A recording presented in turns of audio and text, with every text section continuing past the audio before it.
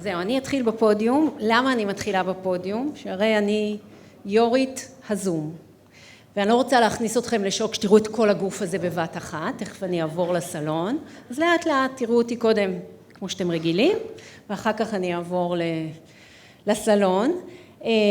אני אפתח בכמה מילות חימום ככה לשיחה שתכף אני אנהל עם קאתי ועם וויליאם. אז זהו, אז על מה אנחנו מדברים כשאנחנו מדברים על פילנתרופיה? כי בעצם מה יש לדבר? אנחנו מכירים פילנתרופיה, אנחנו יודעים, היא הייתה פה לפנינו, העידן הנוכחי פה, אכן נוכח, ובואו נעשה פילנתרופיה עכשיו.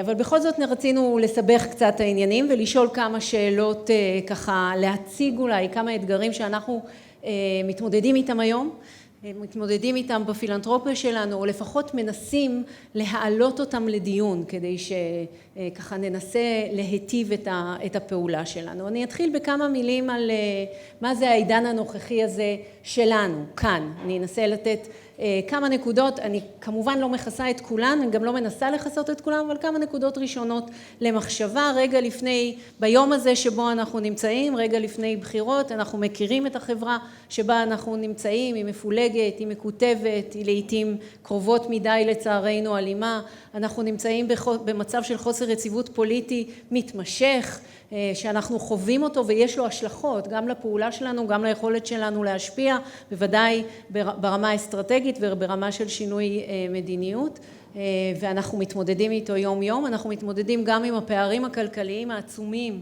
במדינת ישראל, אחד מהמדינות עם הפערים הכלכליים הגבוהים בעולם, הפערים האלה רק הולכים ומתקבעים במהות שלנו, במהות החברתית שלנו, ומייצרים צרכים חדשים.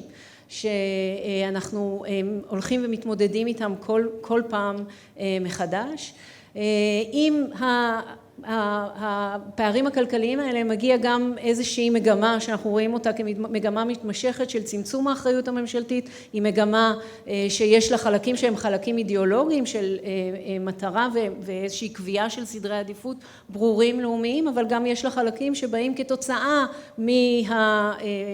מההתמודדות הכלכלית היומיומית שבה אנחנו נמצאים, ובוודאי שהיא בעצם פותחת נושאים חדשים שאולי לא תמיד ראינו אותם כנושאים שהם טבעיים לפילנתרופיה לעסוק בהם.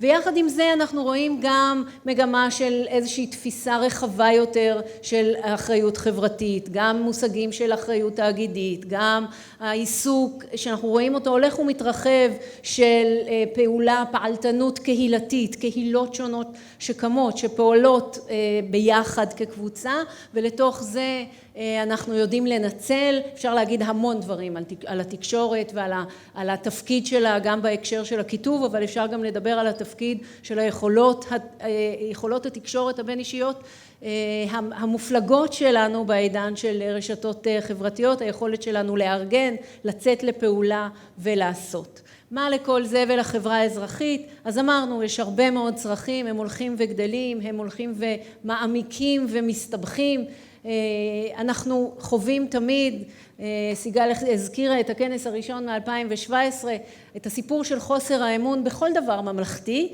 בוודאי שבאנו כפילנתרופים, כסיגל אמר, תביא את הכסף, אנחנו נעשה כבר את העבודה, את התגובות הציניות האלה אנחנו מכירים, גם התגובות הציניות האלה באות כמעט עם כל עיסוק שהוא עיסוק של נתינה, וזה לא משנה אם זו פילנתרופיה או תאגיד או ממשלה, יש פה לא מעט ציניות בהקשר הזה.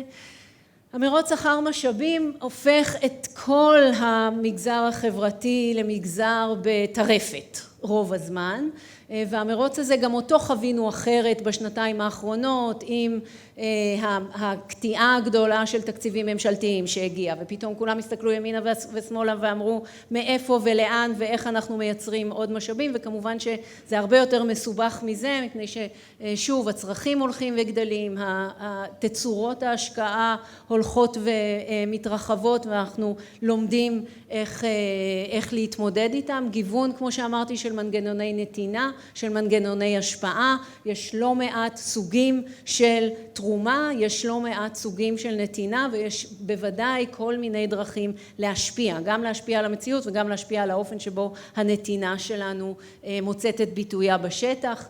עם זה אנחנו גם רואים את ההתמקצעות של הארגונים החברתיים, את ההתפקססות של ארגונים חברתיים, ולא מעט את היזמות והחדשנות שלהם, שכל הזמן מאתגרת אותנו, את המגזר החברתי באופן כללי, ומייצרת בעצם אפשרויות חדשות ומגוונות של תרומה. אז מה כל הדבר הזה אומר לנו בפילנתרופיה? לא הרבה. אני ככה זרקתי 3 שאלות בסיסיות. איך אנחנו יכולים להתמודד עם חוסר האמון שלנו? זו תמיד שאלה שאנחנו נמשיך ונתמודד איתה, עם חוסר היציבות שגם אנחנו חווים וגם השותפים שלנו במגזר החברתי. ובסך הכל איך אנחנו יכולים למקסם את השפעת התרומה הפילנתרופית שלנו. אז ככה לא יותר מדי שאלות שאנחנו הולכים להציב לקאתי ולוויליאם. I am very, very pleased to have you join me in my little lounge here. Kathy Rich. Kathy, I will go back to Hebrew even when introducing you. William Foster, you are also welcome to join me here. Thank you. Kathy היא מנהלת תוכנית בילד בקרן פורד, ולפני כן היא הייתה מנהלת תחום האפקטיביות והאפקטיביות הארגונית והפילנתרופיה בקרן דיוויד ולוסיל פקארד. וויליאם פוסטר הוא שותף בכיר בחברת הייעוץ הבינלאומית ברידספן, בעבר הוא היה נציג קרן ג'ייקובסון בארץ, יש שמועות שאני לא צריכה לתרגם לו כלום, אבל הוא מכחיש אותם, ואנחנו נעבור לסלון. Thank you for joining us here, Kathy and William, and I want to say to all of you, William is here on a global trip. He really has stopped here for 12 hours for us and is then moving ahead, so thank you so much for making this effort. And Kathy has been here for a week. We were very, very lucky to have her here with the Schusterman Foundation, and we're very, very honored to have you both.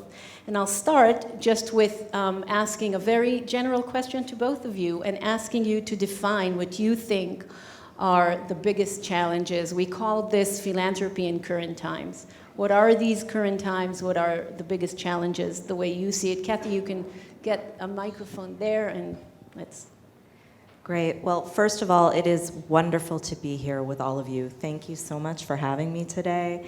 I have been in Israel for about 8 days, and I go home tonight, and my heart is just a little bit broken. This is a wonderful way to end my time. You know, I think that democracy and civil society go hand in hand. One cannot really survive without the other. And because as philanthropy, we are a core part of civil society, as well as a funder and critical partner in civil society, we know that it does many, many important things, right? Civil society fosters innovation. Civil society ensures that those who are at the margins of society have a voice and a chance to shape the decisions that affect them.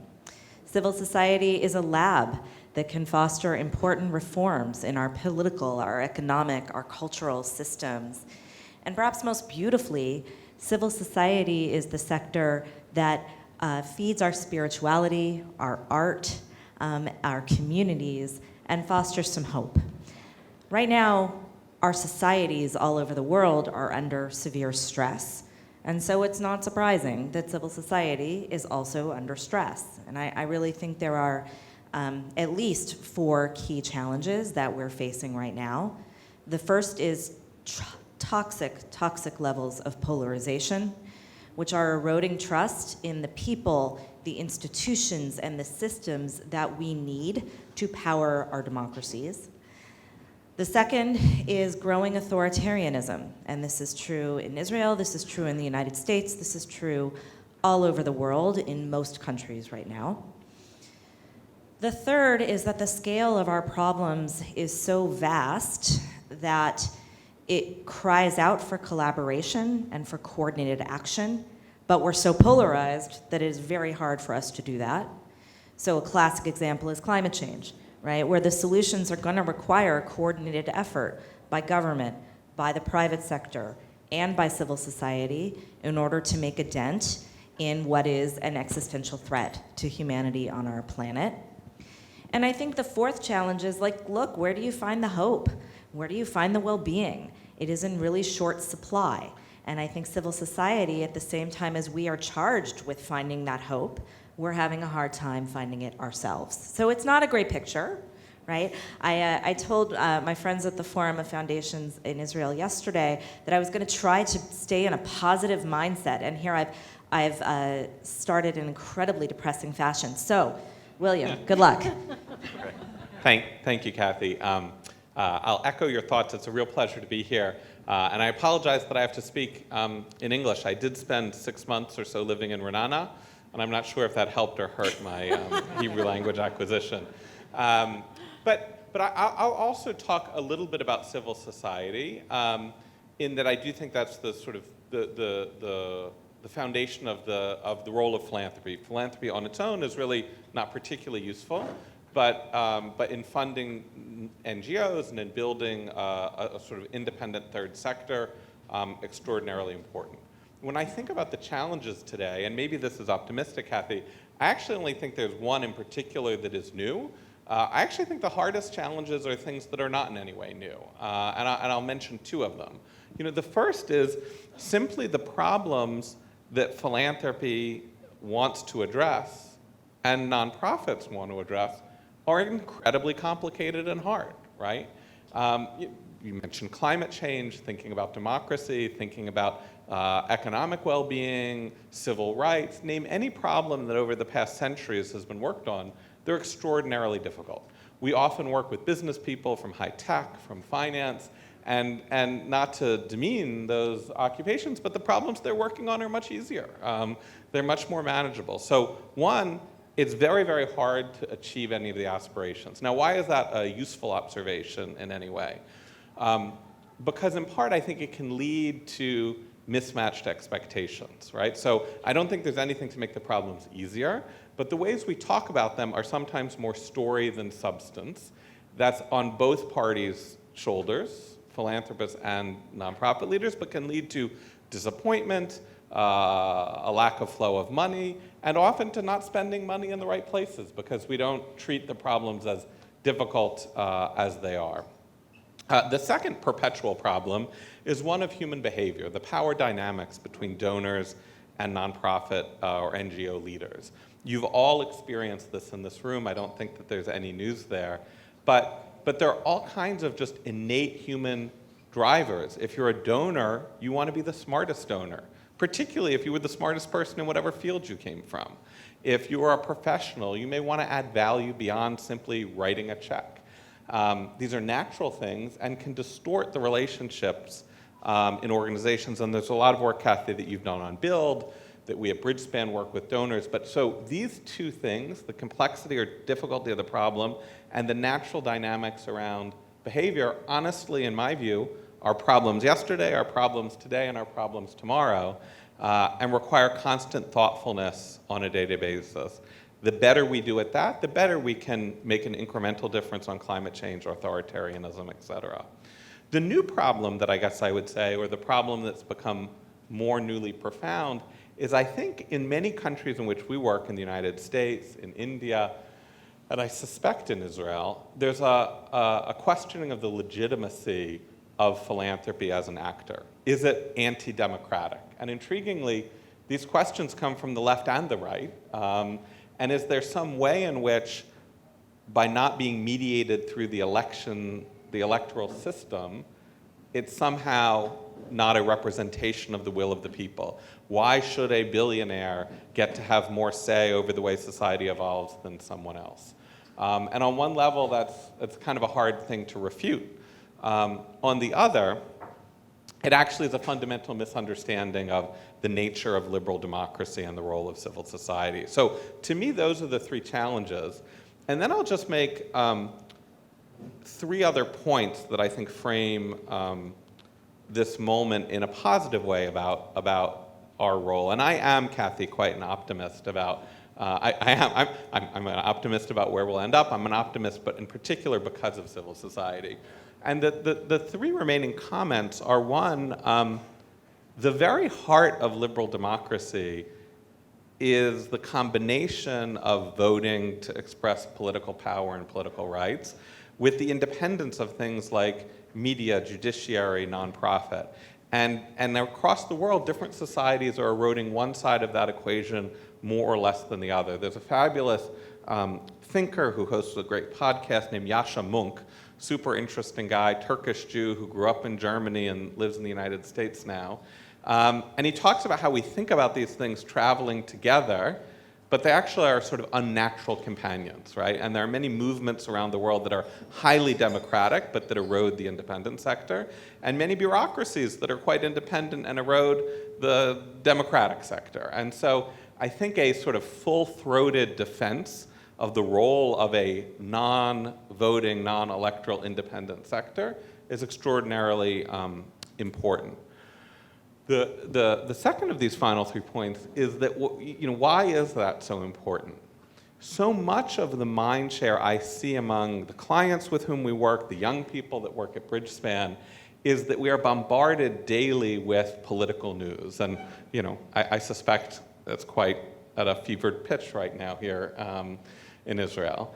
And yet, the temptation to look at all of our activities through these oppositional lenses of winners and losers is tempting but unhealthy. And the optimal place for philanthropy and for civil society is to actually be a space that is outside of that sort of electoral combat.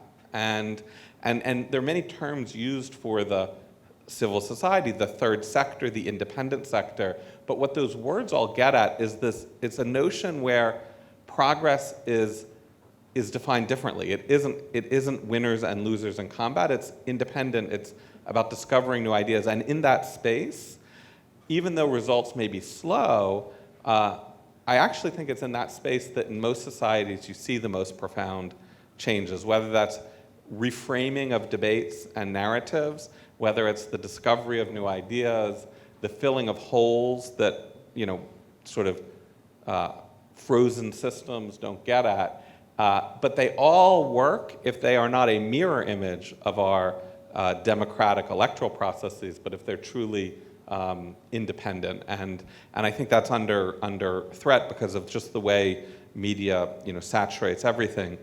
And what I'll say is my final thought to wrap is that I think Israel in particular is in an extraordinary, interesting place in sort of managing these tensions. So unlike the United States, government provided a much broader set of all the needs of society, but perhaps less effectively today. So there's an opportunity for civil society that is newer than that in the United States. Despite the fact that before the founding of the modern state, essentially civil society preceded government organs. The second is that wealth, by and large, here is newer. The proportion of wealth that exists is much newer, and therefore the norms of philanthropy and its relationship to civil society are less solidified. They're more fluid. It's people in this room that can shape those norms. And I think on all of those challenges, there's nothing but upside in shaping those norms in a positive way. And we can get into some of these topics about how do you deal with the size of the problems, the interconnectedness, what are some of the norms that are good. But in some sense, there's just so much more of a blank slate here if some of those natural but unhealthy temptations, I think, can be resisted. Yeah, that is an optimistic way of looking at our very initial ways of creating this community of philanthropy, this new community of philanthropy, which is a challenge. But Kathy, I'd like to take from William really just a moment to ask about us, philanthropy, and our role in helping create, just like William said, we're not very good at doing anything by ourselves. It's about our relationship with the organizations, with civil society.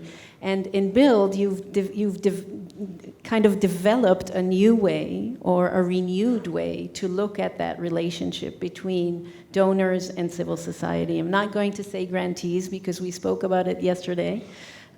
Kathy said, I don't like the word grantees. I talk about our partners in civil society, which I think is very, very accurate. But I'll let you maybe tell us a little bit about what you've done in Build at the Ford Foundation so that we can learn from it. And William actually set me up very well by talking about the perpetual problems that face civil society, right? The first one that you mentioned, William, is that the problems are very hard. They don't get solved overnight. They're extremely complex. And the second is the power dynamic in human behavior, right? Build was actually developed as a response to both of those challenges, right? The Ford Foundation has been around for about 80 years, and we've recognized that the problems that we work on, whether that is climate change or gender equity or democracy, are not problems that are going to be solved maybe even in our lifetimes, right? They are the work of many years. Sometimes they are the work of generations. And they are work that does require that sense of partnership and collaboration and many hands working the problem all at once, bringing lots of diverse perspectives, lots of diverse approaches, sometimes even being at odds with each other. Very messy, long-term work. At Ford, we recognized about 6 or 7 years ago that we were not actually funding our nonprofit partners in the US and around the world in ways that allowed them to actually tackle these problems. We were funding them 1 year at a time for the most part. We were funding them in highly restricted grants quite often. And this was keeping them from innovating. It was keeping them from collaborating. It was keeping them from taking risks.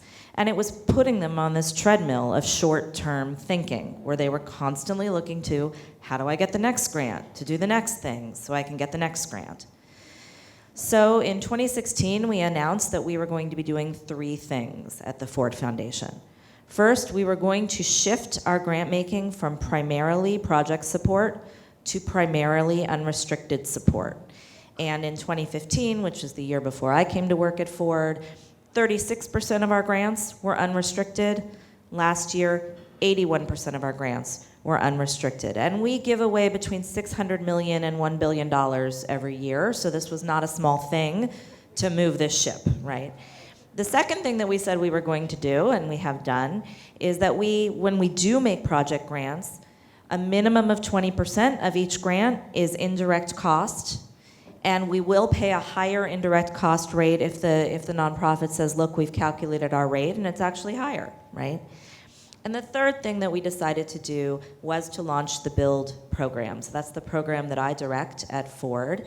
What is BUILD? BUILD is a 12-year, $2 billion commitment. It's about 30% of our grant making every year in that time span, to try to strengthen the key institutions around the world, our key partners who work on inequality. And how do we do that? Well, there are basically 5 core components to the BUILD program. The first is that every grantee in the program, and we currently have about 370 of them in 35 countries around the world, about half in the US, about half in low and middle income countries outside the US. But every one of these partners receives a 5-year grant. The majority of that grant is unrestricted support. The second thing that we provide is core support for institutional strengthening. So the rest of that grant, on average about 30% of each grant, is what we call core support for institutional strengthening. What grantees can do with that money is use it to develop more resilient systems, finances, strategies, and people. It's very flexible. It is entirely up to them where they decide to focus in those areas. But we say, like, this money is actually special. This money is money you often don't get from other donors. So use it to position yourself for long-term success. The third aspect is thoughtful assessment and tools. So we do ask the grantee partners to go through an organizational assessment to help them determine those institutional strengthening priorities. Fourth, we offer lots of opportunities for technical assistance, for peer learning, for networking with each other around issues like leadership development, financial resilience, cybersecurity. But really importantly, that is all optional. It is on top of the grant, and they don't have to participate in it unless they want to. And the final thing we do is evaluation, and this was really important because we felt like we had to assess for ourselves and then hopefully build the case for others whether this form of highly flexible and nurturing grant making would be effective at actually moving the needle on social change. So we have completed the first phase of the evaluation. It was a 4-year developmental evaluation. And it's found that actually, yeah, this pretty much works for most organizations in most parts of the world doing many different kinds of work.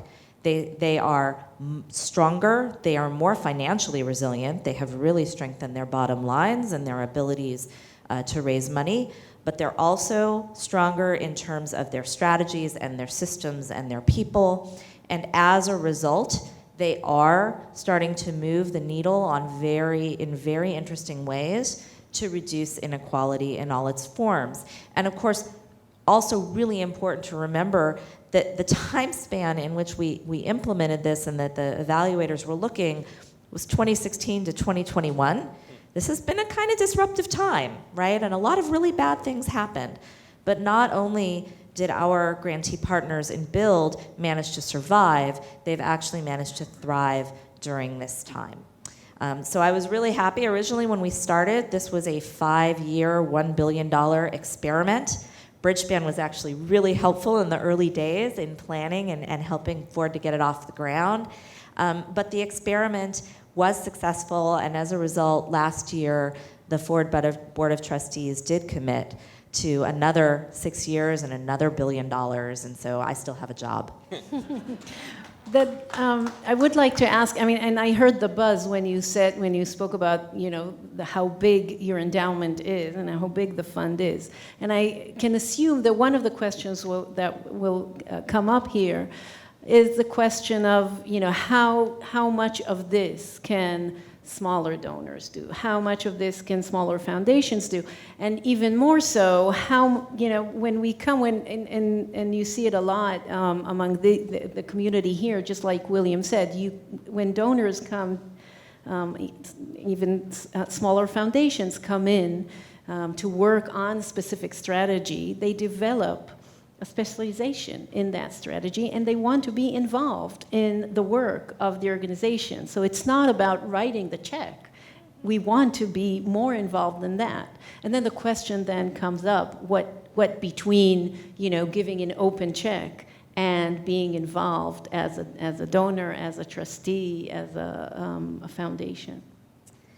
Such good questions. First of all, and William, you can back me up on this if you like, Ford was not the first foundation to come up with this idea of large, long-term, flexible grants that really try to strengthen institutions over time. In fact, I think much, much, much smaller foundations have been working very effectively in this way for a very long time. And in fact, we really took a lot of our lessons from them. So I know that there's some buzz in Israeli philanthropy about trust-based philanthropy. The leaders of the trust-based philanthropy movement are all very small foundations. And in many cases, they're working in one city or one state, right? So I think this is an approach that actually translates quite well to philanthropists of all different shapes and sizes working on all different kinds of issues, right? I think there are very few circumstances in which you can't make an approach like this work. The second thing I would say is a lot of people come to me because I am a big proponent of trust-based philanthropy, and they say, well, it doesn't, how do you know if you're having an impact? Or, I don't feel comfortable just writing a check and trusting that it will be spent well. Trust does not mean no expectations. Trust does not mean no data, right? Trust means that you say to an organization that you are interested in and want to support, I have at least as much to learn from you as you have to learn from me. Let's enter into a partnership to work this problem.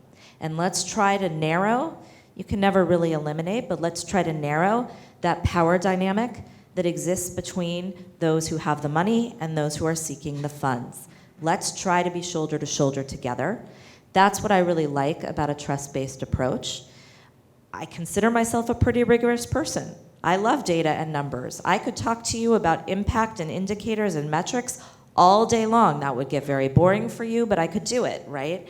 So I think that it's really important for us to correct the misconception that trust-based philanthropy is not rigorous or that it puts you at an arm's length from the organizations you're working with. In fact, I would argue it fosters much closer, more honest, more candid relationships with those that you are funding. But William, what do you think? Well, I will support what you say. I'm looking for a place to disagree. The only thing I guess I would say is I actually just think it's fundamentally more of a necessity for smaller donors, meaning if there's all kinds of implicit taxes on the nonprofit from dealing with the donor, if you write a massive, massive check, maybe those taxes are worth it. If you're not writing a massive check, it's a lot more important to actually get these things right. Shall we? Yeah, so I'm looking at the headquarters to ask if you'd like to address a few questions from the audience. Well, thank you, Tali. I'm going to start with one. It's aimed at William, but I think Kathy will have something to say about it as well. I'm going to read it out loud. William, you say our expectations should be realistic, but as philanthropists, we want to dream big and fix world problems. What should our expectations be limited by? Yeah, so it's a great question, and I'll give an answer grounded in some of the work we've done at Bridgespan around this concept of big bets, right? And we built a database. It's a U.S. Set of data that's looking at every $10 million grant that was made over a 14-year period of time. There's nothing magical about that number, 10 million, other than it's big. So we had a sample set of really big things. And what we found was a few things. One is that on average, that big bet was the fourth or fifth gift from that donor to that nonprofit entity, and that on average it was 10 times larger than the most recent preceding gift. So it's not that it was like growth, 20% growth, time over time over time. It was, we know you, we trust you, we've worked with you, and then something changes that makes you think about it in a really big way. So we dug in to look at what is this something that changed? And at the heart of it was realism, actually, right? That what the NGO was saying, the donor actually believed could get done. Because it is true that donors want to dream big. We all want to dream big. But what happens once you dream big is that you start seeing things that don't work, right? And so, and by the way, the whole nonprofit ecosystem responds to this, right? So when you look, for instance, and I'm thinking about one specific climate change nonprofit, 80% of their materials, their pages in their pitch materials, were about the problem, right? Were about the problem of climate change. And it's probably not a shocker in this room to know that it is a problem. But I think there was this implicit notion of if we just amplify the magnitude of the problem enough, the purse strings will open up and money will flow. And in fact, for donors, even donors that want to dream big, all day long, there are important problems that are coming at you. They're coming at you from your children, they're coming at you from your friends, they're coming at you from nonprofit leaders, and they all are genuinely important. How do you compare poverty to climate change, to democracy, to to global pandemics, right?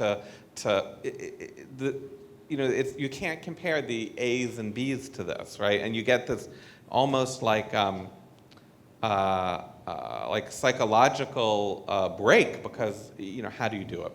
But the thing that donors don't see, especially donors that have been at it for 10 years, are things that actually result in a tangible, knowable change. And so the nonprofits in our sample set that actually did secure very significant grants were ones where they spent 20% of their time on the nature of the problem, but 80% of the time on the nature of what they would do that would actually change something, right?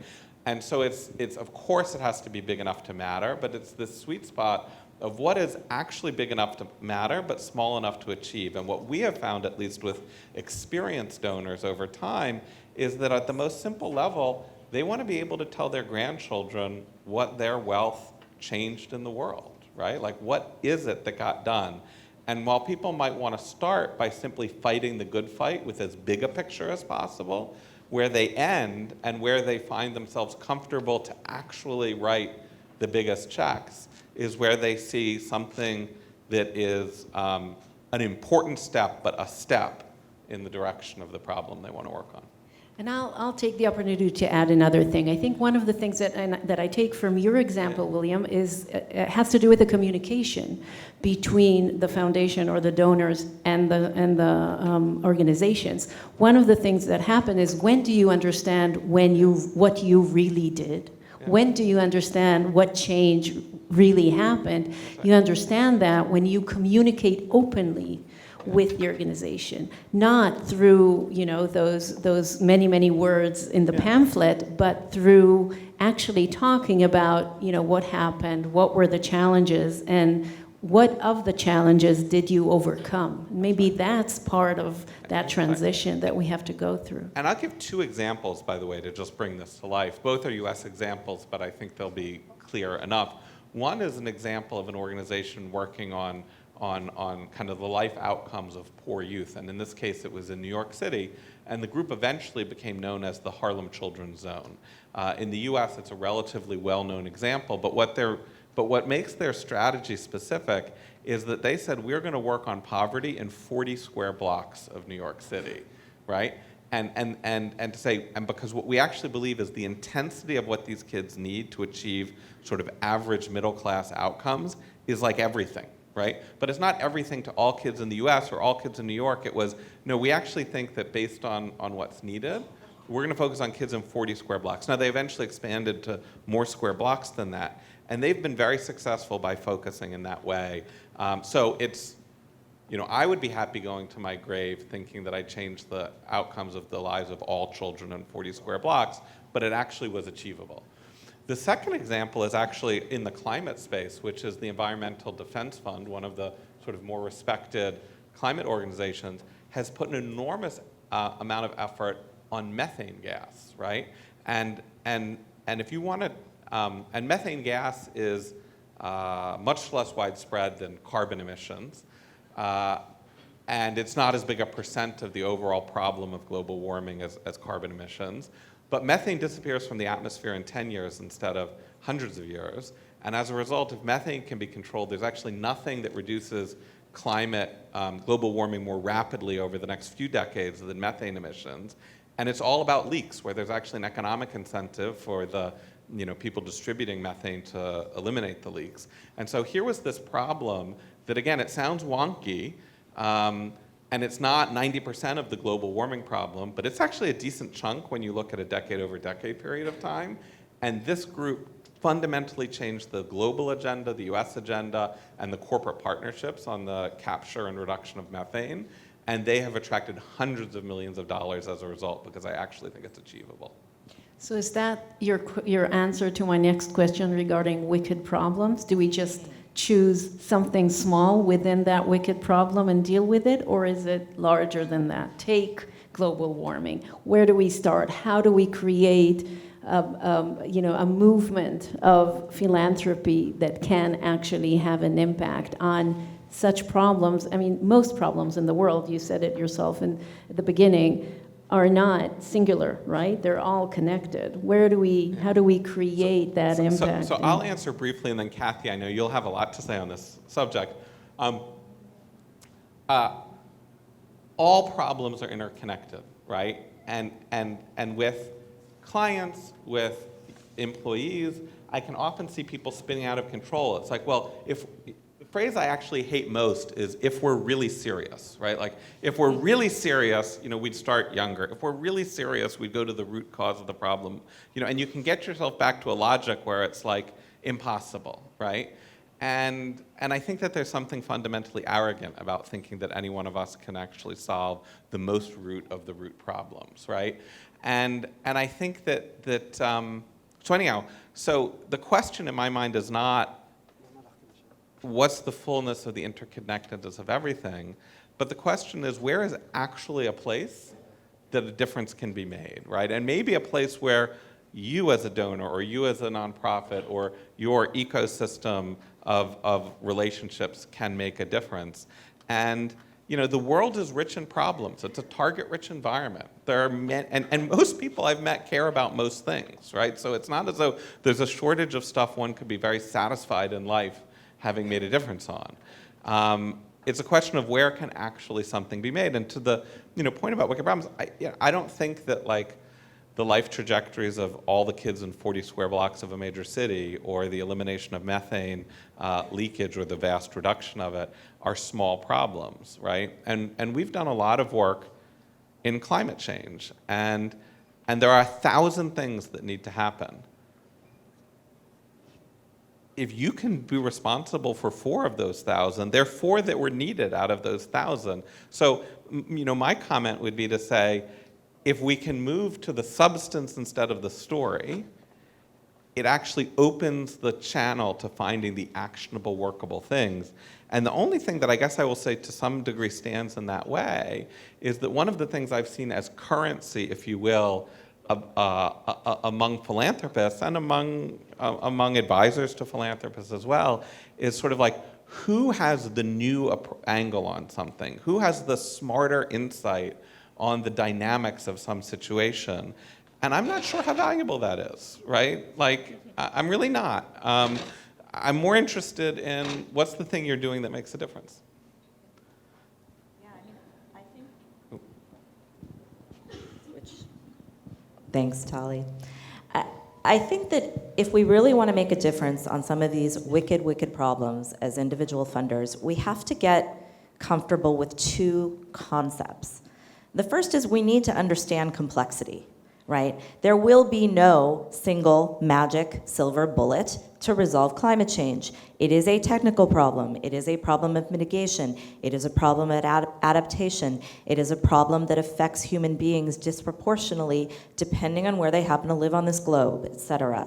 So the first thing I think it's our responsibility, if you're a funder and you want to do something about climate change, and who among us does not want to do something, is to understand the complexity of the problem, understand all of these different interlocking systems that are at play, and then figure out, with the expertise that you have, the values that you bring, and the money that you've got, where is a place where you can pull a lever, right? Where is the place where you can find a niche and do one of those 4 things, right?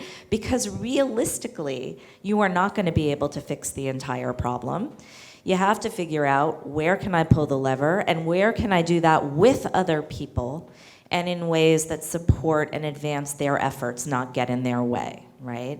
We cannot afford as philanthropists anymore to act alone on anything that we do. So as an example, the Ford Foundation, I said we're a really big foundation. One of the many issues we work on is climate change, but we do it in a very specific way, right? The value that we have is that we are always about the most marginalized in society and lifting them up and giving them voice. The value that we have is that inequality is also a defining challenge of our time, and how can we seek to reduce inequality. And the expertise that we have is around strengthening civil society to support the most marginalized. And the money that we have is probably about $50 million a year to spend on climate change. So what are we doing? We have invested all of that money in helping indigenous communities around the world secure their land rights.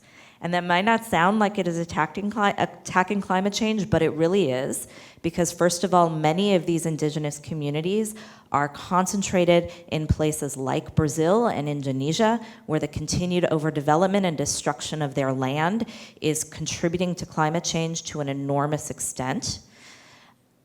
All of the research shows that when land remains in indigenous hands and is being managed by indigenous people according to their culture, the effects of climate change are vastly diminished. Far more of that forest land and peat land is protected. We sit at all the tables with all of the funders around the world and with the government agencies that are focused on other aspects of climate change reduction, right? So we sit with the technical funders and we sit with the mitigation and adaptation funders. What we bring to the table is that unique expertise and experience in working with indigenous communities and making sure they are at the table. Kathy, people are asking a little bit more about trust-based philanthropy and unrestricted and indirect giving and indirect grants, and how does that actually work on the day-to-day basis, the practicalities? Oh gosh, how much time you have. As I mentioned, you're welcome to stay. You know, it's a great question because it reminds me that there was a second thing I wanted to say that funders had to get comfortable with if they were going to make progress on wicked problems today. That second concept is contribution, not attribution. Because the problems are so big, there are very, very few times in my life, in my career, when I can point to something and say, I did that, right? Very, very few, almost none. So you have to get comfortable with the idea that you are not going to be able to track that because you spent $1 here, a kid in one of those 40 square blocks has better life chances. That's just not going to happen. The most you can hope for is you made a contribution to these really great outcomes that, by the way, maybe are not clear next week or next month. Maybe they're clear in 20 years, right? So how does Build work day to day? First, we are a strategic philanthropy at Ford. We really are. We have very rigorous and well thought out strategies for how we want to advance change in the world, right? Our decision to invest in indigenous communities as a key to reducing greenhouse gas emissions, that didn't happen out of the blue, right? A lot of science and a lot of data and a lot of experience inform that set of strategic choices. Once we make those strategic choices, we look around at the organizations, the leaders, the networks that are involved in securing indigenous land rights, and we decide, look, who is most critical to this ecosystem, right? And that is indigenous organizations and networks around the world. Some of them are very, very small. Some of them have budgets of only $500,000 or $600,000 in the US every year. They are also outfits like the Global Land and Tenure Facility, which is based in Sweden and has attracted hundreds of millions of dollars in commitments to purchase and title indigenous land, right?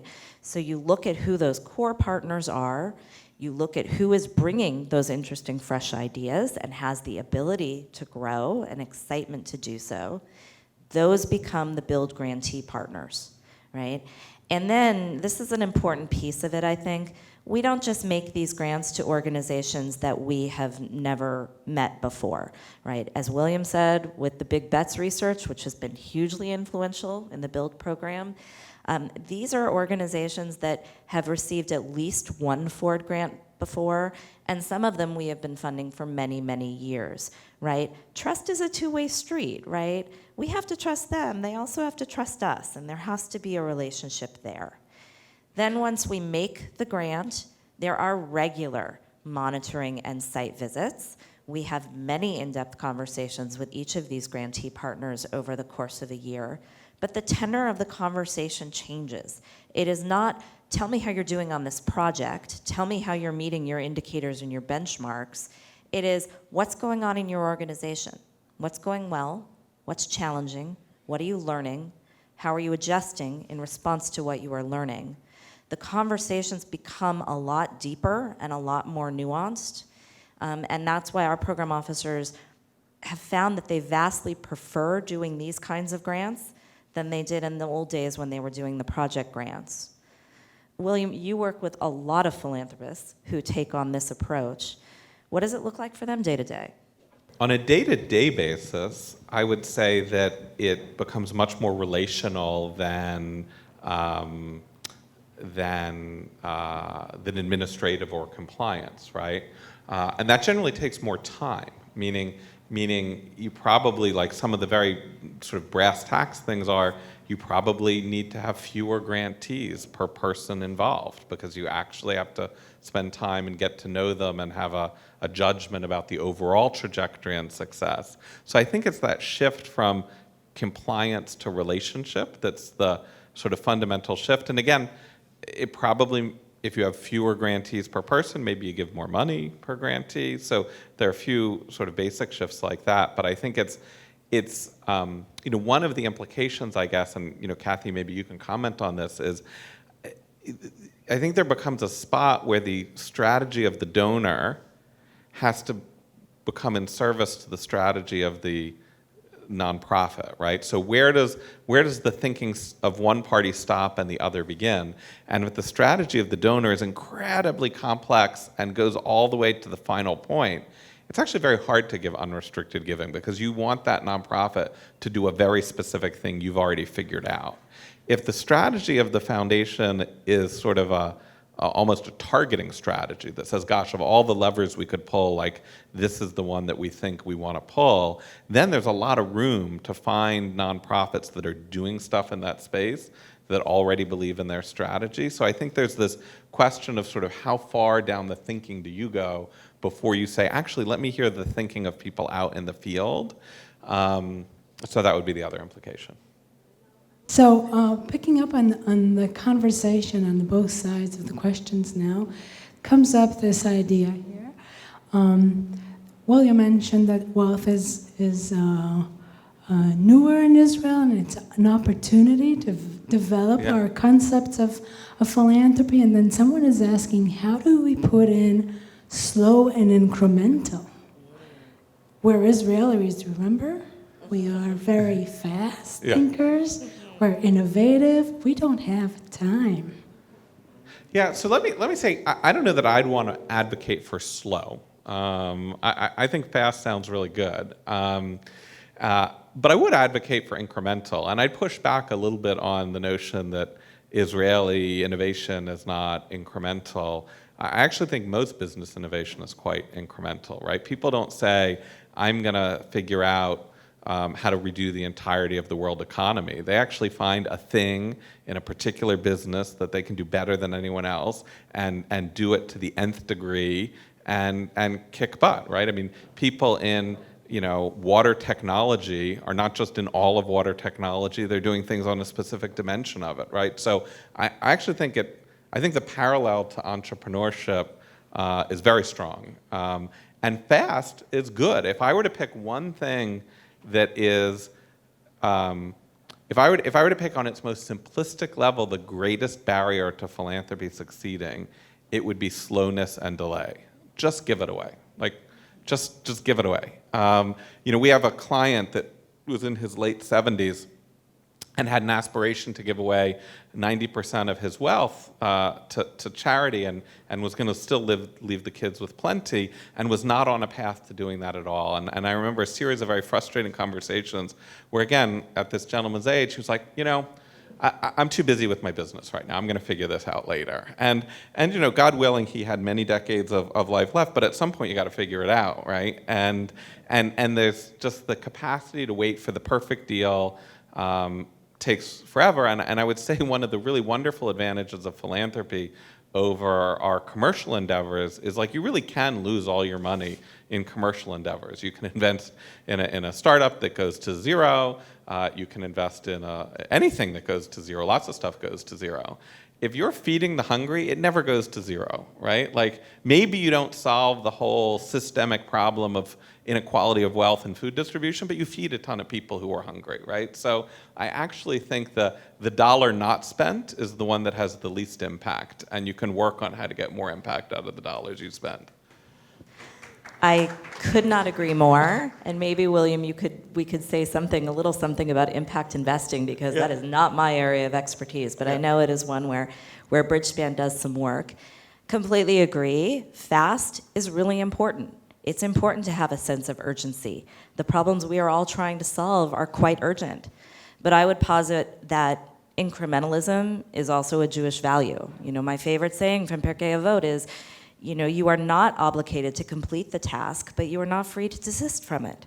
And that each piece of the puzzle that we put into place can take us further towards solving those wicked problems. Do you want to talk about impact investment? If there's interest from folks, Is there? Yes. Okay. Yeah, so and Israel is again, it's sort of leading a lot of, or I think beginning to lead a lot of thinking in this regard. And the only thing I'll say, I don't quite know what dimension of impact investing, is of interest to folks, only to say I actually think the fundamental question that's sincerely an open question for society right now is how much of impact investing is real versus bullshit.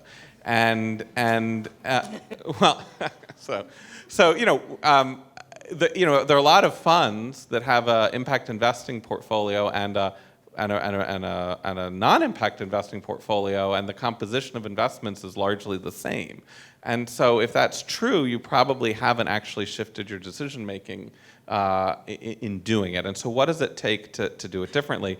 I think, you know, it's actually about having measurement systems on whatever impact you're targeting. And there are many ways to think about it: value of a human life, carbon reduced, you know, whatever it is, it's a non-small thing to figure out the impact you're trying to maximize. But once you have identified that, it's like, how do you actually measure it just as consistently as you measure your financial returns, and how do you link it to financial incentives in your fund, to people's bonuses and things? And so, you know, at Bridgespan, we do work with Texas Pacific Group and Bain Capital and a number of large investors that are trying to do that. And so anyhow, so I think it's a wicked problem in that these things are hard to measure, and typically there is some trade-off, however marginal, with financial returns. But you either want to do it or you don't want to do it.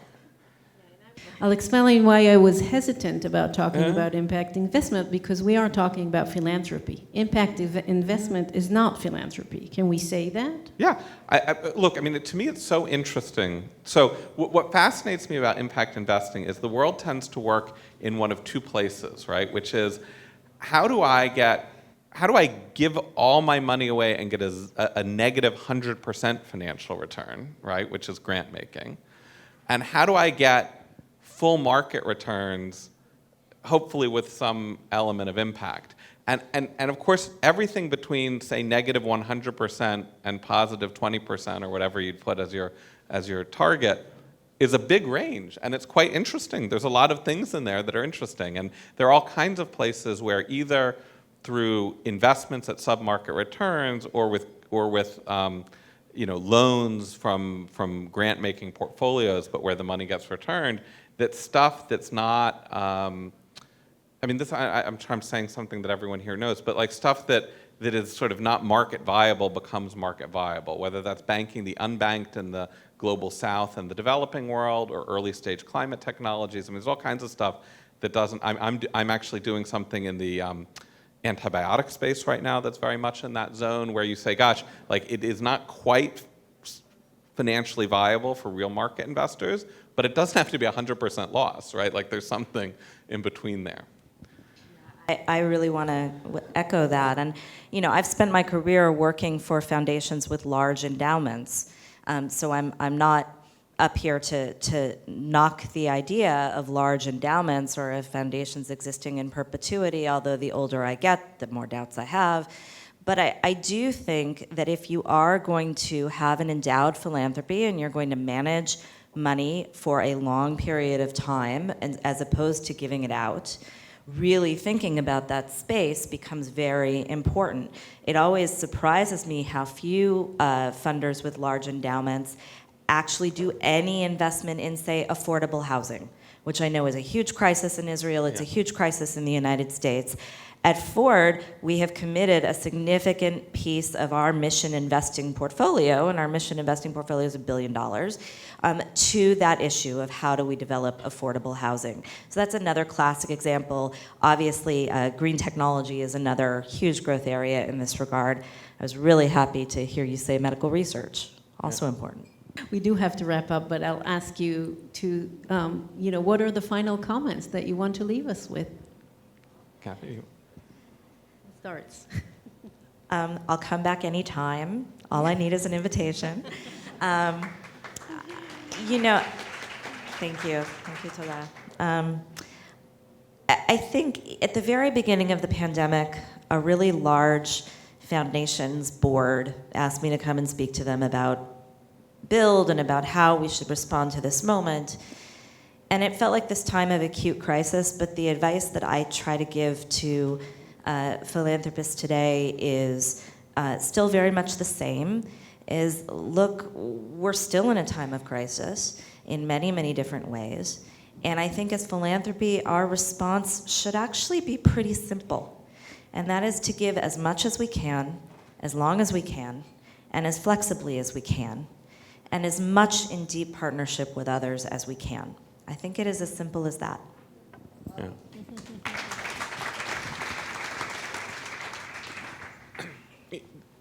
There's, to come back to sort of the optimist route, you know, there's a growing cultural norm among the wealthiest folks to aspire to give their money away, right?